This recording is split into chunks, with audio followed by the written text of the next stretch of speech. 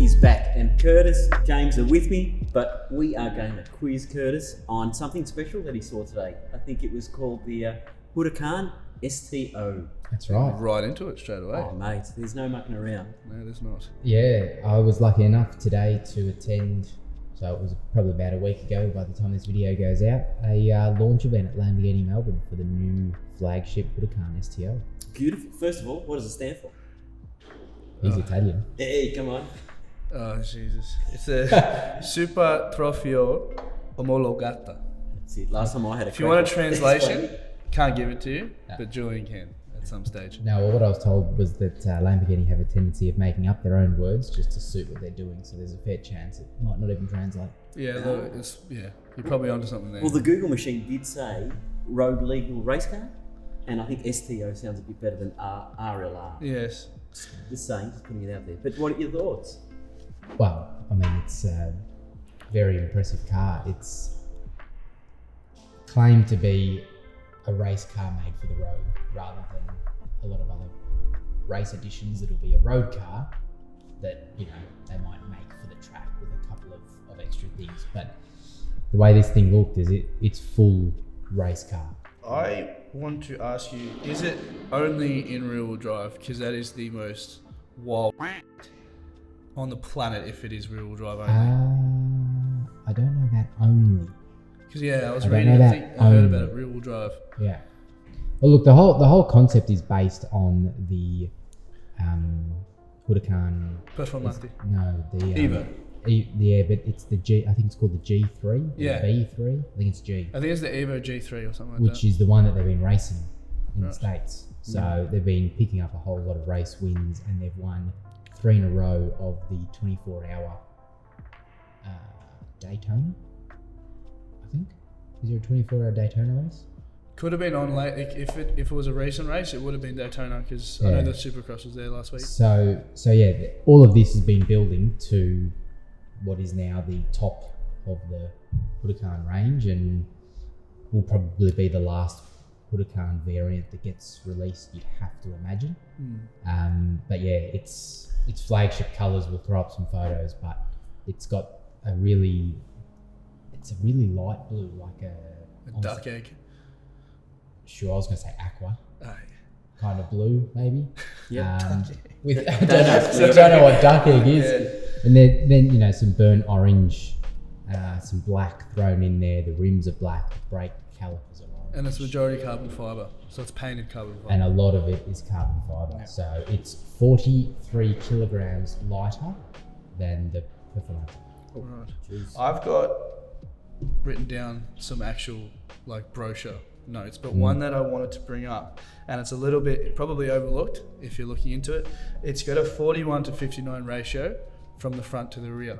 So in layman's terms, 59% of the weight is in the back, which is exciting because, as you said, it's like a road legal race car. It's got a really planted rear end, which will get the power down, but also that front end that you would have noticed is a bit weird.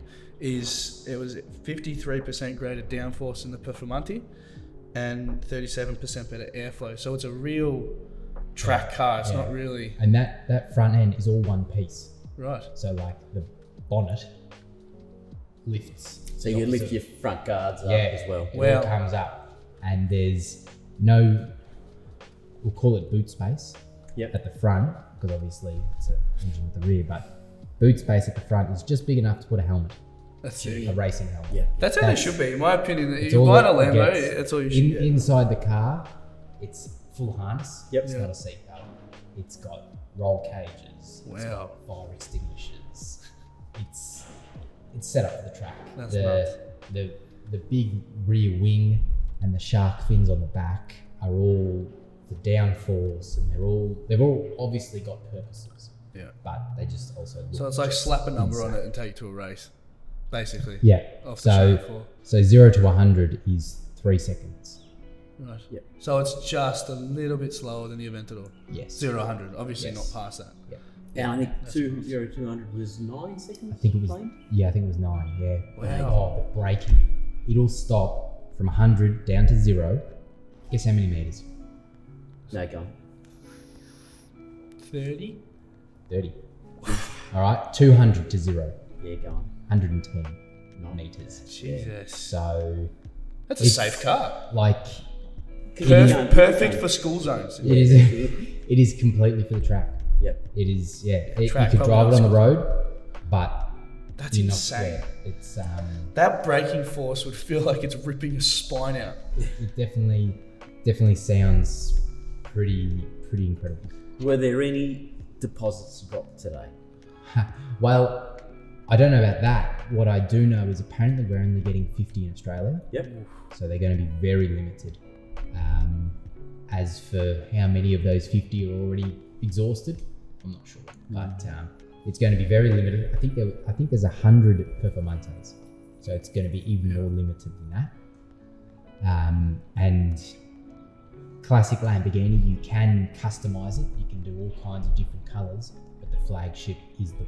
You'd go the flagship. I think for a car like this, you got to stick with What they're doing. what it is. I thought if it was me, I reckon I'd either stick with it or I'd go the yellow, like the old Murcielago, or that burnt orange, like the Gallardo used to be. But yeah, I was looking at photos of it before because I obviously didn't get to go, and that to me is why personally I prefer Lamborghini over Ferrari, because it's just got that. It's just a spaceship sort of like Ferraris are beautifully finished, elegant cars in my opinion, just my personal opinion, and Lamborghini just have that. They're just sexy, like they're just the lines on them. And we don't want to bang on about it too much because we talked about it in the last episode, but the noise of a car makes such a difference. And when this started today, I was sitting from me to James away, or not much further, and just listening to it. And sure, as you just pointed out, you could get a Tesla that's probably going to go as fast, but it's not the same. But I don't know how you can compare them. No, you can't. Because this thing sounded you got that scream. You got the scream of the V10. It's just nasty. Yeah. It's just a nasty car. Yeah. It's a car enthusiast car. And I think hopefully in the future that it doesn't die out. Obviously it won't die out because it'll be more the car. I think the car enthusiasts of the world will start to look at the older, like not older cars, but obviously when these things that we've got behind us start going electric, you're gonna have to hold on to them, otherwise you're just not gonna have the same feeling. Exactly. You just can't. You can't compare it. Yeah. So it was a great experience. We were talking, Nick, that over the last 12 months, there's been no car shows, no car events, That's right. Not much to get excited about. So this came up, and it was great to be able to go along. And have you been? What's the biggest car show you've been to? The biggest car show, like I've been to the motor show, Summer Nats. Crazy, 3 days, but it's a wild event. It isn't somewhere that everyone would go. They've tried to clean it up over the years, but it's definitely not a tame event. I want to go back to this Lambo though, and I want to go back to it for one reason. Does this mean that EziTorque is going places?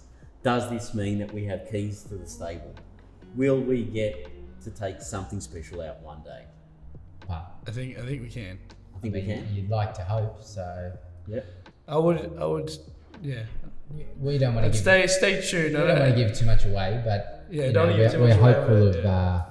We do have a car sitting in the back here that's still blurred out, and that's an exciting one. But there's a few cars that we should be getting our hands on over the next few months. Some frightening cars. Will our videos do them justice? Who knows? But there will be some exciting cars to come on Easyway Car Club. No, good. Yeah. Well, next time you get an invite like that, we might have to poison your Uncle Ben's rice, mate.